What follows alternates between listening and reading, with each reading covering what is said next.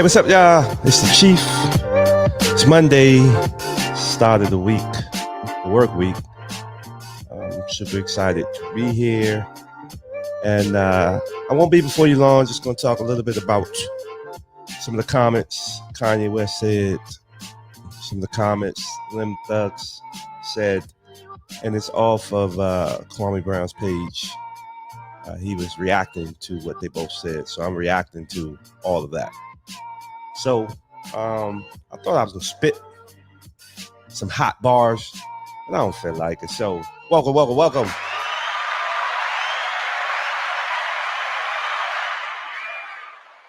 Welcome to Hey BBT, where you can ask me anything. We could talk about whatever you want.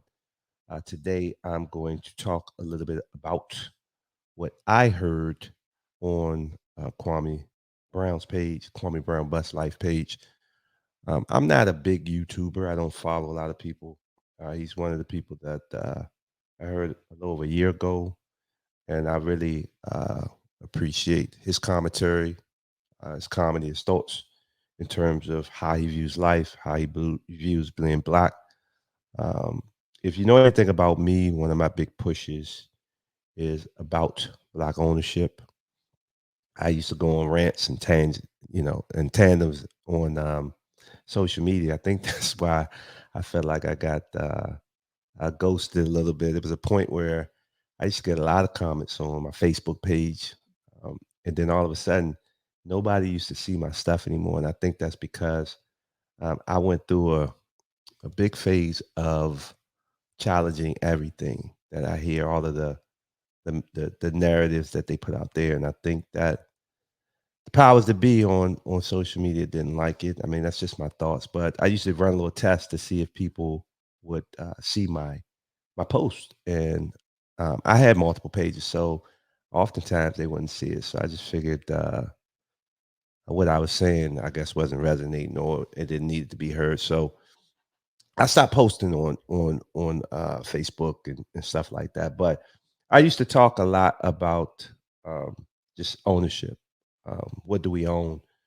We praise these big contracts. We praise what we see in the media about how much this person getting paid or that person getting paid. But I'm the type of person, I've been like this and I've been a kid. Why don't we own the teams? Why do they never talk about the um, the salaries of the owners of the sports franchises of the big businesses? Why they never talk about that? They're always talking about the players making so and so dollars. But obviously, if that player is making that much money and the owner is willing to pay them that much, I imagine how much they make off of the money that they pay this person. I'm also one that I would say things like, I don't understand why Jordan is still with Nike. I know that sounds crazy, right? Because he's making so much money. But I always said, like Jordan and LeBron, they can go off and do their own thing. They don't need those big brands over them. I'm also one that says things like, where are our Facebook, our Teslas, our Googles? Are we not capable of building companies like that? So that's where my mindset has been at for a long time. So if you know anything about me, I'm a big Kanye fan. Do I agree with everything he says? No. But from the day he started putting out music to the time he bet on himself, whether it was doing going from a DJ to be a rapper, from going from a top rapper to being a clothing designer, I've been one that has supported the majority of his moves. Some of the things I didn't agree with, I think part of the journey of being a free thinker is that sometimes you got to um, once you kind of step in the matrix, it's hard to step out. I don't want to expand too much on that. That's a whole show in itself. But once you step in, it's hard to step out. And I just think that I think that someone like Kanye, he has it. I think in the past he got caught up in his own hype and did things. But regardless, I think that he's come full circle, and I think he's trying to do something really impactful and powerful for the black community. And it's just so crazy how the message gets so beat up I mean, you can actually hear and see some of the things that he's doing. And you look on Twitter and you see tweets about Kanye is a coon. He's for white supremacy. And I'm like, wait, are we listening to and are we seeing the same things? So that's why a lot of times for me, I do get quiet because things that are clear to me, the masses don't see it that way. And I think oftentimes when you become a person that is, I don't obviously woke is the wrong word. When you are conscious and aware of what's going on, you can see things a lot differently than people. So I stay quiet a lot of times because one thing about me, I don't like arguing. I don't like debates. But this is my platform, and I'm gonna share my opinion. So anyway, I'm gonna share that. Before I go into the videos, well, I'm not gonna play the video. I'm just gonna play the audio. Fair use. Let me say that right now. Fair use. I hope no one has a problem with me playing the audio. I just want to give my take and my opinion on it. But before I get into that, one of the best books that I read to help bring clarity into what we're about to hear or my thoughts once I play it is when I read the book, The Miseducation of the Negro. One of my biggest takeaways from that book is that I think we get so caught up on the idea of being a millionaire, a billionaire, making a lot of money. But I think we should be more focused on ownership of that thing that we do. So instead of you going, feeling like you got to go to corporate America to make 200, 300,000, 500,000, start your own landscaping business and make your own money and manage your time.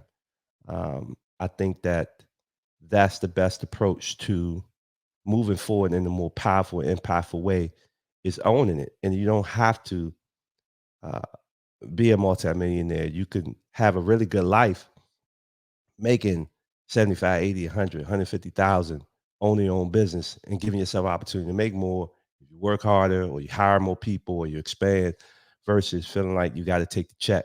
And so anyway, let me jump into the first part of this video. This is on Kwame Brown, Bust Life.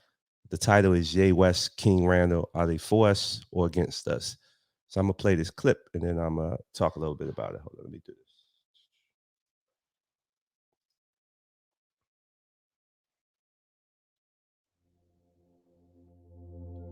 Let me do this. Hold up. Because I don't want to get in trouble. So all black people are worth is approval. It's an approval rating. Man, Kanye West started off with a cold bar. All black people are worth is an approval rating. He didn't say just for the Democrats. He said Republicans feel that way too. Why didn't nobody pick up on this part?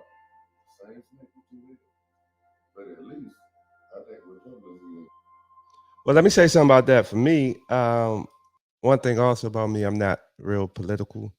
And I know that may sound like a dumb statement, but I think one of the big things I discovered and learned some time ago is that whether it's the left or the right, Democrats, Republican, they all got an agenda. And obviously, the response is going to be, well, what about your kids? What about this and that and this and that?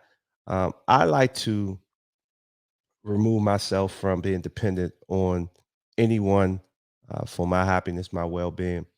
Now, I do know that whether it's a new program that maybe me and my business can participate in, some type of after school program for my kids. So I understand that politics are important, but I also see the games being played from both sides. So um, when I hear something like they just want to approve a rating for us, one of the biggest things I've understood, and I'm not going to speak disparagingly about either side. I'm just going to speak in general.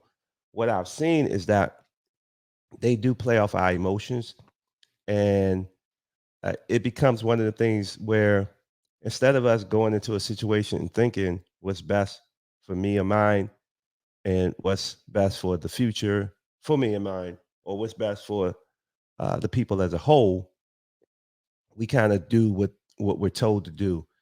And one of the things about that approval rating piece that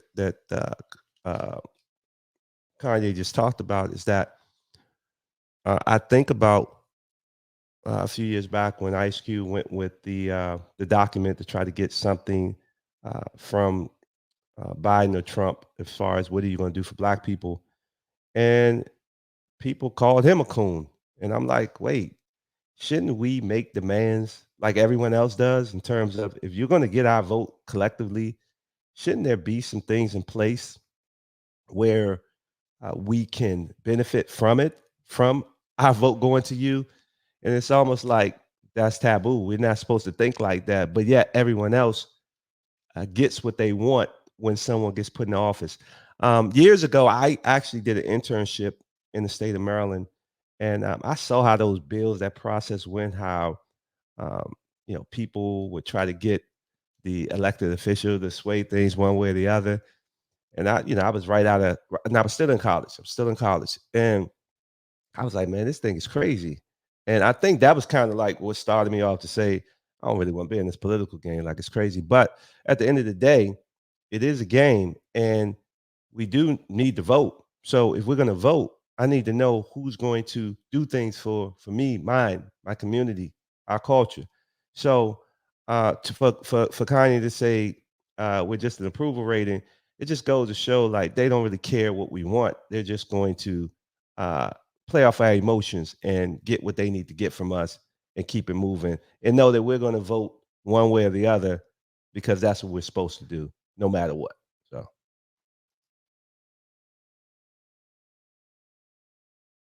Give up more money. They'll give up more money. Now watch this. Let them break it down. Rating. Hold on. Somebody gonna think that I'm doing that. But he said something that was very important. Check this out. All Black people are worth is an approval rating. The Democrats feel that they don't owe us anything, and Republicans feel that they don't owe us anything. Blacks have never demanded something for our vote. And that's something I talked to Ice Cube about. What are we asking for? How do we change our life? If all of our organizations and all of our colleges and even our title as Black was made by white people, all of our jobs and Black Wall Street, Harlem after gentrification, there's never been a fully Black-owned community where we have all the municipalities. so yeah, no, I definitely want to talk a little bit about that. Black Wall Street.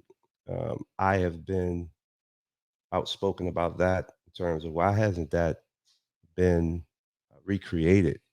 Why has there never been a movie about that? Why are educated people like myself and so many others just learning about that only a few years ago?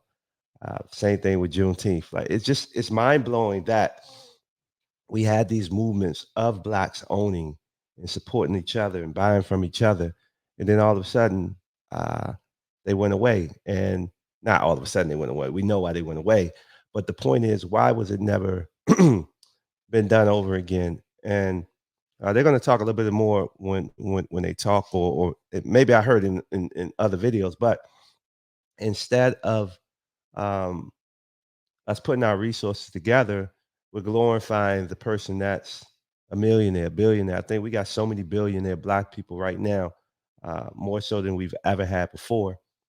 And you would think that we could rebuild Black Wall Street in no time, but why hasn't it been done? So anyway, let me let Kanye continue. Things that Dr. Claude Anderson talks about. We need that. So as you saw and heard him say there, So what do you guys think about that part? You don't have to agree with everything this man said. Hell, I don't agree. But what he's saying and what Slim Thug is saying, Slim Thug came right out and said, "You a coon. You the cool. Matter of fact, let me go find it. It's on Urban. Okay, let me jump right into that Slim Thug part. I think Kanye is going to talk a little bit more, but then Slim Thug is going to share his perspective. So let me play that. The way Kanye checked this shit. Difference by the contracts. We need to go to the top lawyers, the top execs, the owners of the stadiums, the owners of the football teams, and the owners of the record labels. And we're going to put them all in one room. And we're going to read let's go top 10 in each one of these categories, right? Let's read Michael B. Jordan's contract. Why would any of that? Why would any of that? So I think this is key, right? Because Kanye did an interview with Piers Morgan, and Piers Morgan was cutting him off before he finished his thought. And what I believe Kanye was going with this comment is that if you really start to look at the contracts of the people we look up to, the celebrities we like, when you look up to it, all of their contracts are very similar, and their contracts reflect, yeah, they're praised in the press, they're making all of this money, but certain people kind of have control over how that money comes in, what the terms of that money, and so he's trying to prove a point that those contracts usually kind of fit the same theme and same language, and um, I got to be very careful in terms of saying everything because I I'm not ready to go there yet. But anyway, so it's just interesting that Pierce did not let him finish his thought. But I would be interested in seeing these contracts and seeing how they're written, who wrote them, and start to understand that yeah, this person is the success story and making a lot of money, but in terms of the back end, who's kind of controlling the deal and how things are done, you'll find that out in those contracts. So let me keep going. Bro, I ain't finished. I ain't finished my sentence. Nothing you're saying has anything to do with regret. Hey, boy. Don't finish. I told you. Oh, don't treat me like a boy then. I'm going to finish my sentence of my idea. Nothing you're saying has got anything to do with the tweet. Cool. Bro, I was in the middle of a sentence, boy. Okay, so are you going You don't own a radio station you talk on, and white people make more money off of you talking than you make. If you don't own your own music you put out, and white people make more off of the albums you put out. If you don't own the business you do, anything dealing with the culture, whether it's a club, whatever it is, if you have a boss who is not of the culture and making more off the culture than you are making, then Kanye West is not the coon, you are. So yeah, so Slim Thug just summed it up by basically saying if you haven't taken the risk to be your own boss or to own what you do, then why are you getting on another person that's empowering you to own what you do? That's where the contract part's important. That's why, I can hear people make a statement and have a strong belief in something, but the moment their job says you got to be at work tomorrow, they're going to be at work. It's like, hold on, how can you be so passionate about a cause or be so passionate about a thing, but then when your boss who doesn't look like you say you got to do this or do that, or you're in danger of losing your job, then how can you, like, how does that sit with you? Like, for me, that doesn't sit well, right? If I'm passionate about something, I want to do something, I want to go somewhere, and I have to get your approval, that's a problem for me. Now, there's levels, right? Right, because you're looking at like, well, I don't necessarily want to commit to the time that's going to take to own my own business or do this and this and that. Um, I think that that still should be the goal, right? Because you may feel comfortable in your position that you're in now, but what about your kids and your kids, right? What if you took the risk now to be your own person, be your own boss, and that's only going to set your future up for more success in the future. So it's not just about you. It's not just about you feeling safe and comfortable. It's about taking risks in order to create a better future for you and for your loved ones. So let this play a little bit more, and then I'm gonna wrap this up. You need to understand you have to check your. Oh, I'm gonna rewind that back for those in the back that didn't hear what the fuck Slim Thug just said. If you the motherfucker that he ain't talking about not partnering with some white folks. There's nothing wrong with that. They partner with you because they're not gonna let you own them. Yeah, they like that. They want to get some of your money. They love that shit. Get a piece of your talent. And it can be beneficial for both of you. That's not the issue. But the issue is you're calling a man a coon that's talking about ownership, owning your masters, 100%. Owning the land that you own and trying to die over, owning whatever. Slim Thug owns himself. So he believes that you're the coon if that's what you pumping. And I kind of agree.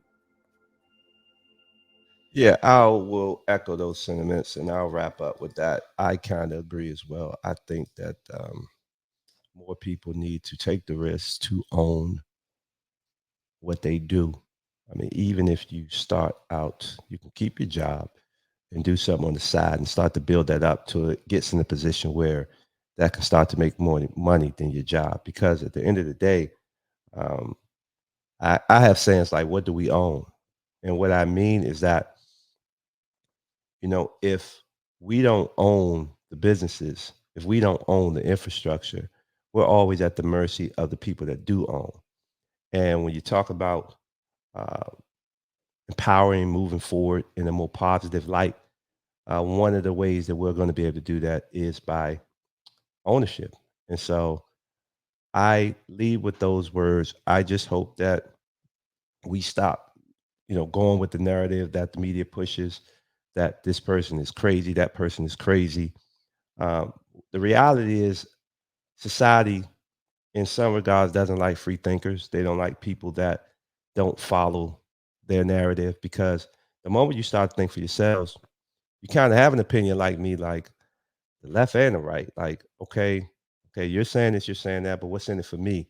And I think the moment you start to look at life like that, because what's in it for me becomes this collective thing where if I'm looking out for my best interest, you're looking out for your best interest, and I'm straight, then I'm gonna be more willing to look out for your best interest as well. But I got to look out for me first. And so I think that we just have to stop being so emotional with how we vote. I think we have to understand that it should be ownership. It's not something that you can just jump in and say, I'm gonna be this super duper successful business person. It's a process. So start that side business, start to say, I'm gonna take back some of the power that these other people have over me. And I think the moment that we start to do that, we'll start to be free, and we'll start looking at people like Kanye, and you ain't gotta like them. So I'm just gonna say we'll start to look at people and we'll see where they're going with this. Because for us to have Black Wall Street when we had it, and for it never to be created, Black Wall Street was this time where blacks actually owned businesses, built from each other, supported each other, kept money in the community, and that hasn't been done for almost 100 years. I think it's been, I think it's been 100 years. Um, that says a lot. And I think that we need more outspoken people who have the notoriety and who have the money to kind of make their voices a little bit more heard. We need more people talking like this, because blacks need to understand that we must own. So with that being said, I am out.